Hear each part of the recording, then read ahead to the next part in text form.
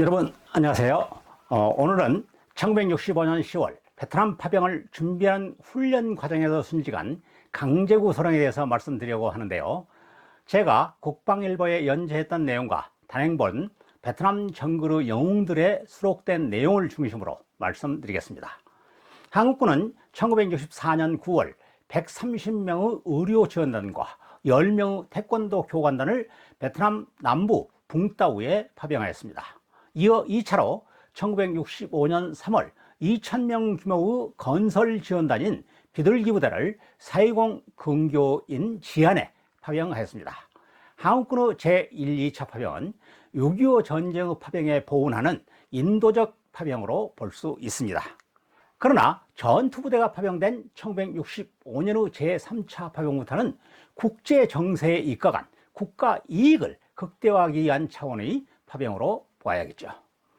한국군 제1, 2차 파병이 이루어지던 시기 베트남 전쟁은 확전을 거듭하고 있었습니다.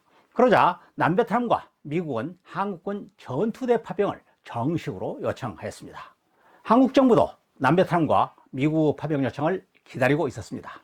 정부는 즉각 수도군단과 제2해병여단을 선정해 파병을 서둘렀습니다.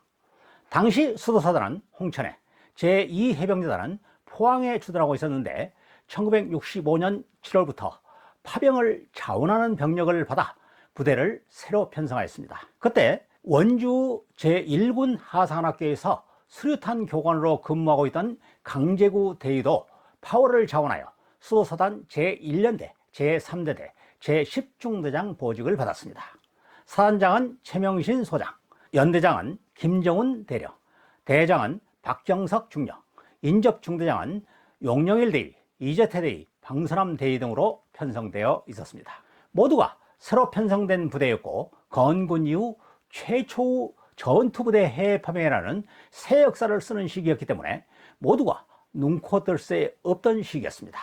그 사이 9월 20일에는 포항에서 박정희 대통령 임석하에 제2해병여단을 청룡부대로 명명하는 결단식이 거행되었고 9월 25일부로 주월 한국군 사령부가 창설되면서 수도산장인 최명신 소장이 사령관을 겸직하게 되었습니다. 강제구 대위는 인접중대와 함께 부대 훈련에 매진하고 있었습니다. 그때 강제구 대위는 부평에 살고 계시던 48세의 편모가 갑자기 별세하셨다는 청천벽력과 같은 소식을 받았습니다. 그러나 해외 파병을 앞둔 상황에서 가정사의 말조차 꺼낼 수 없는 분위기였습니다. 그러자 동생이었던 구중대장 용영일 대위가 대장 박정석 중령에게 보고하여 3일간의 휴가를 얻어 장례를 마칠 수 있었으며 강대위는 복귀하자마자 슬픔도 잊은 채 훈련과 파병 준비에 열중했습니다. 수도사단에 앞서 제2해병여단의 선두부대가 10월 3일 부산항에서 베트남을 향해 출항하였습니다. 수도사단은 10월 12일 여의도에서 박정희 대통령이 임석하는 환송식에 참석한 후 10월 16일부터 부산항에서 출발할 예정이었습니다. 10중대는 10월 4일 훈련의 마지막 과목으로 수류탄 투척을 편성했습니다. 강제구 대위는 수도사단에 부임하기 전 제1군 하산학교에서 수류탄 교관으로 근무하였기에 수류탄의 위력과 유의사항을 누구보다도 잘 알고 있었습니다.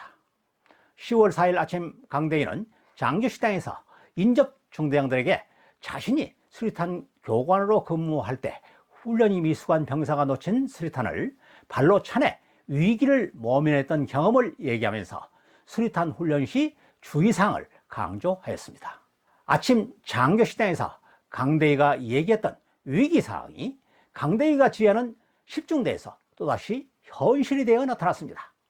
이등병이 놓친 수류탄이 하필 중대원이 모여있는 곳에 떨어지고 만 것입니다. 하산학교에서 교관으로 근무할 때 경험했던 것처럼 발로 차낼 형편도 아니었습니다. 중대원 전체의 생명이 위태로운 절체절명의 순간이었습니다. 그 순간 강대위가 중대원들에게 경고했습니다. 모두 피하라. 이어 강대위가 자신의 몸을 달려 수류탄을 덮쳐 안았을 때 꽝 하는 굉음과 함께 그의 몸은 산산조각나고 말았습니다. 그러나 강대를 제외한 중대원 모두는 무사했습니다. 감히 흉내조차 낼 수 없는 살신성인의 실천이었습니다.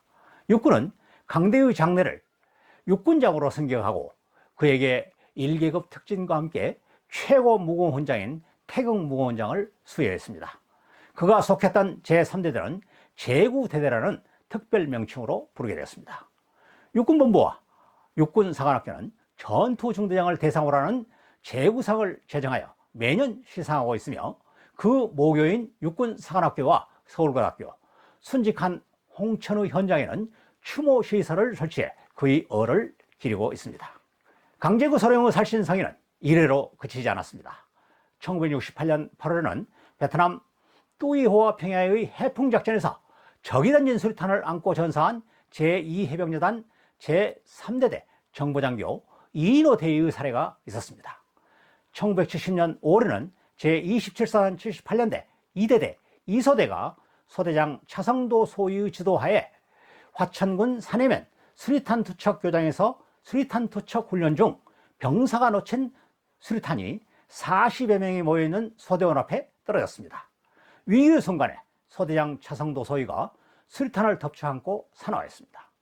차성도 중위의 희생으로 소대원 40명 전원이 무사할 수 있었습니다. 차성도 중위는 복부 파열상을 입고 숨을 거두기 직전 나 이외에 다친 사람은 없느냐라고 묻고 현장에서 장렬하게 산화하였습니다.